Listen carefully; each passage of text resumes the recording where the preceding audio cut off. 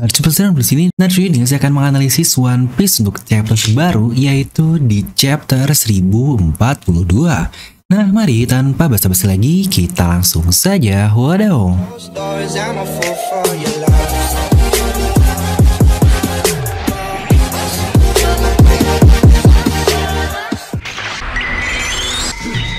Nah, seperti biasa, sebelum lanjut video ini jangan lupa untuk subscribe dan juga nyalakan bel notifikasinya ya.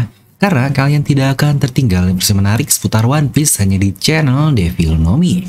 Terpastikan sebelum kalian komen atau apapun, kalian tonton video sampai habis, jadi tidak ada informasi yang miss dan juga yang setengah-setengah.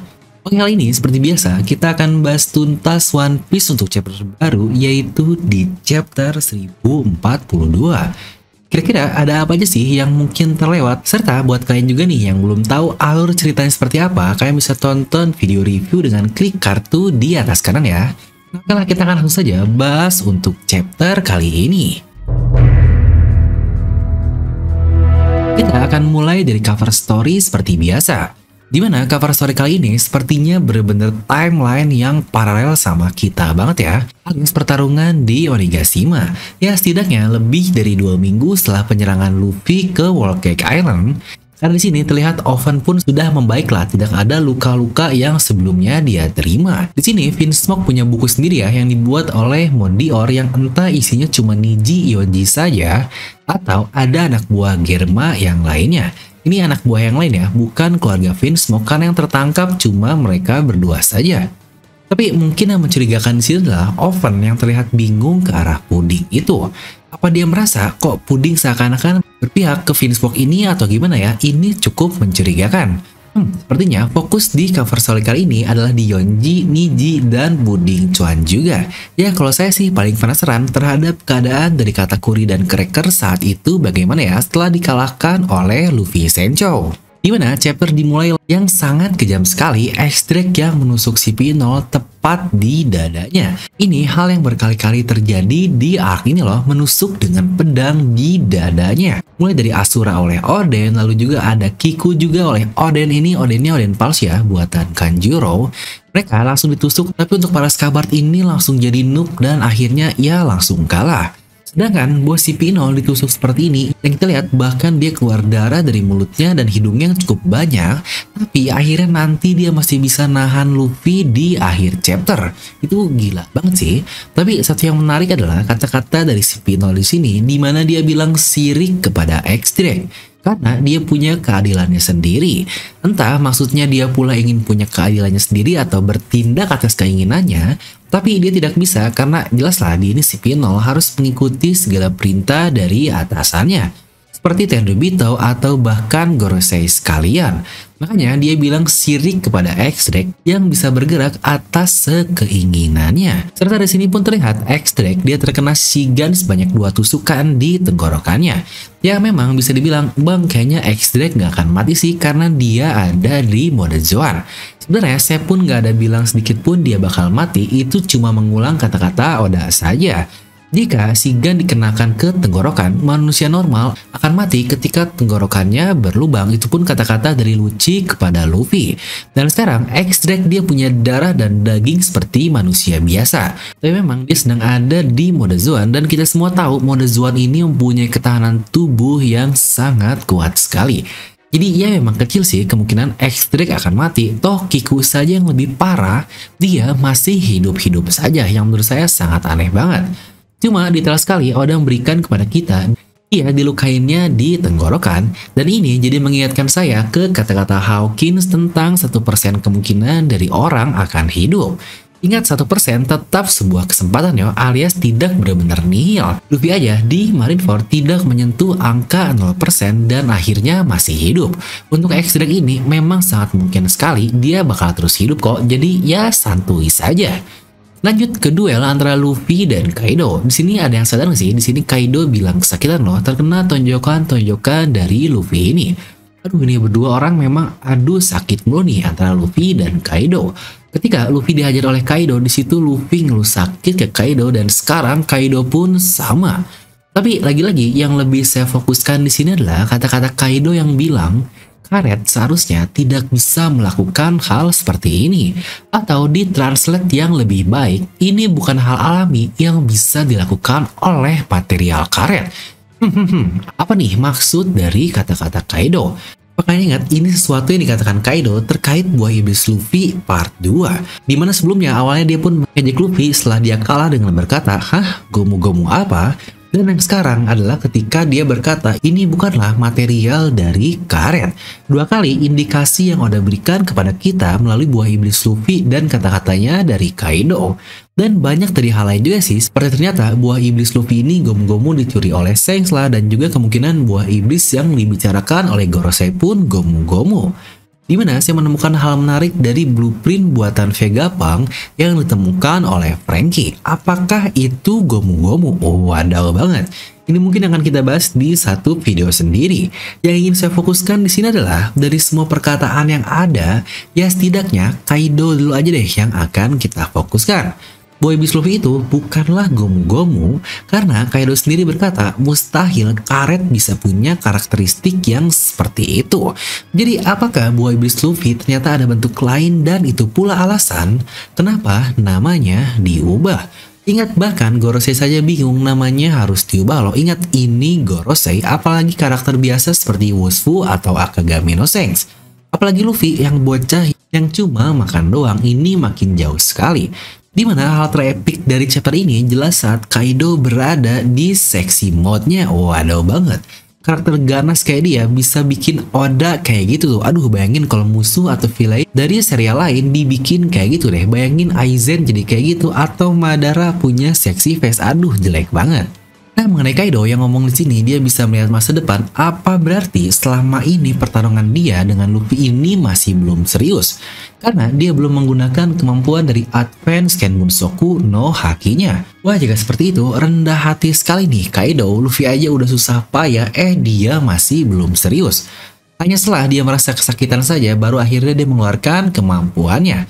Bener kan? Yang semakin-makin banget nih gap antara Luffy dan Kaido yang jauh banget.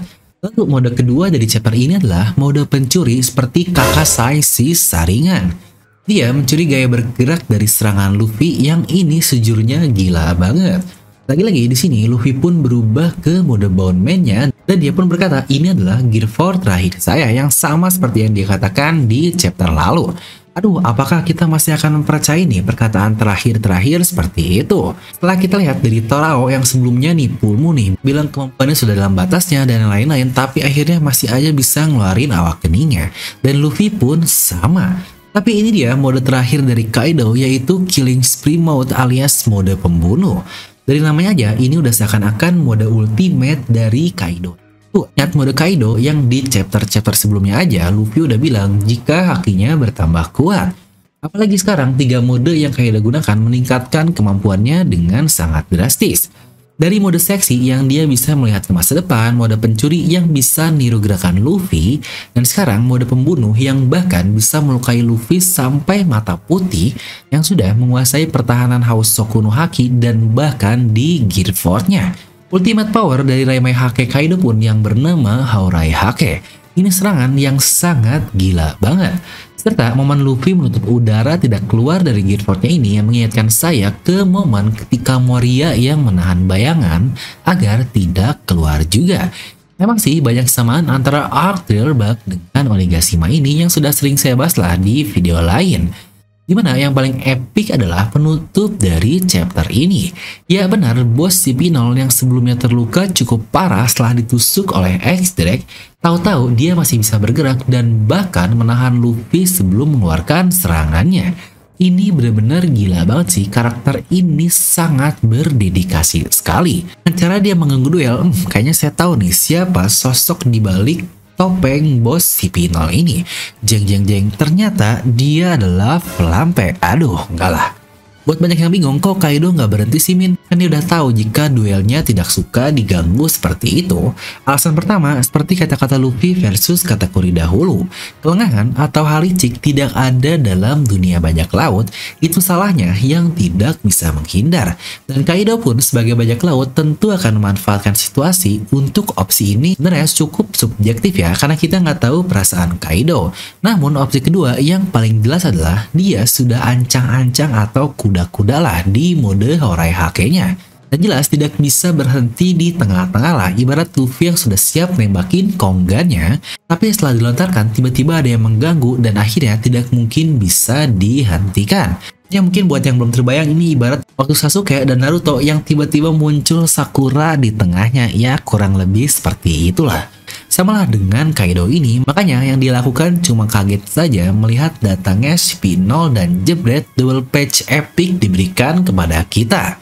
Serta banyak pula nih pertanyaan terkait bos Spinol ini yang berkata, cepat banget dia udah sampai di puncak aja, Luffy dan kawan-kawannya aja lama banget untuk sampai ke puncaknya. Ini bener sih, dan yang perlu diingat, di awalnya dari basement lantai 1 loh yang notabene lebih bawah lagi dari Luffy yang dahulu di panggung utama. Tapi satu ini pun sebenarnya masih bisa kita logikakan. Pertama, keadaan Onigashima sudah amburadul banget di dalam akibat duel Big Mom dan yang lain-lain. Lalu ada juga akibat dari Kazenbo yang akhirnya api menyebar di mana-mana. Jadi orang sudah fokuslah menyelamatkan diri dan mencari tempat selamat. Seperti yang kita lihat, Marco, Nami, dan yang lainnya, mereka sudah berdiam di tempat aman. Beda dengan Luffy yang orang-orangnya pada saat itu masih fokus dan menjaga di Onigashima ini. Maka dengan semua pihak yang sudah fokus bertahan diri, makanya akhirnya si bos Spinol ini, dia bisa bergerak dengan lebih bebas, mana dia juga punya kemampuan gepaukan alias tinggal terbang saja melewati lubang yang ada di tengah tersebut. Dan lagi-lagi untuk Luffy dia tidak bisa karena pada saat itu masih ada King dan beberapa orang lain yang mengganggunya, makanya dia akhirnya harus naik tangga satu-satu sampai ke puncak Onigashima. Zoro pun dia bisa lewat karena dibantu dengan Marco, jadi ya sudah jelas lah saat kosong tidak ada yang mengganggu, proses naik itu jadi sangat mudah sekali dan itu pun sangat masuk akal. Nah lalu apakah Luffy akan kalah? Ini sebenarnya sangat sulit juga ya, karena Luffy tidak diperlihatkan mata putih seperti keadaan saat dia dikalahkan Kaido part 1 di Wano Kuni dengan Raimei Hake-nya. Jadi emang ada kemungkinan chapter depan Luffy masih dapat bangkit dan menyerang lagi, tapi dari pertarungannya di Gear 4 plus Haki yang kalian agung-agungkan, dia masih tetap bisa seimbang dengan Kaido yang bahkan masih saya bilang ini cukup jauh banget nih masalah gapnya. Karena Kaido terlihat baru serius. Satu hal yang perlu sih jelas lah, kita perlu gear baru alias gear 5-nya. Lagi-lagi ingat kata-kata Rayleigh dahulu saat Luffy bertanya terkait gear 4-nya. Di situ Rayleigh berkata jika kemampuan itu banyak kelemahannya dan butuh sesuatu yang berbeda. Dan bisa saja itu adalah mode Gear 5-nya. Serta cukup ramai juga nih di forum-forum terkait luka Luffy di chapter 1041 lalu. Ya walaupun cocok logi, tapi tetap saja ini terlalu kebetulan luka dari Luffy tersebut atau polanya dibaca Gear 5 dalam bahasa Jepang. Wah ini sih wadaw sekali Oda Sensei. Nah jadi itulah untuk breakdown lengkap untuk chapter 1042 lalu. Untuk prediksi chapter 1043 pun sudah pernah saya bahas di video ini jika kalian penasaran. Nah kira-kira kalau menurut kalian sendiri plot mana sih yang paling memungkinkan dan yang paling kalian suka? Kalian bisa langsung tuliskan pendapat kalian di kolom komentar di bawah. Serta buat kalian juga nih yang wibu tapi malu terlihat wibu, yuk kalian bisa pesan outfit dari DNM Merchandise untuk meningkatkan status wibu kalian hanya dengan satu sentuhan saja, anjay. Buktikan intelektual dan banggakan pengetahuan One Piece kalian di tongkrongan dengan DNM.merch ini. Coba dan rasakan bagaimana produk dan layanan kami bekerja jika dalam 7 hari sejak waktu pembelian Anda merasa tidak puas atau puas tapi berubah pikiran, uang akan dikembalikan 100%. Jadi miliki sekarang, kami sudah siap untuk mengirimkan produk langsung ke depan pintu rumah Anda. Ingat ini adalah penawaran bebas resiko. Langsung klik link di deskripsi video ya. Dan seperti biasa, semoga kalian terhibur dengan video ini. Like aja kalau kalian suka, dislike aja kalau nggak suka. Jangan lupa untuk subscribe dan juga share ke teman kalian. Gue Devi pamit and I'll see you guys next time.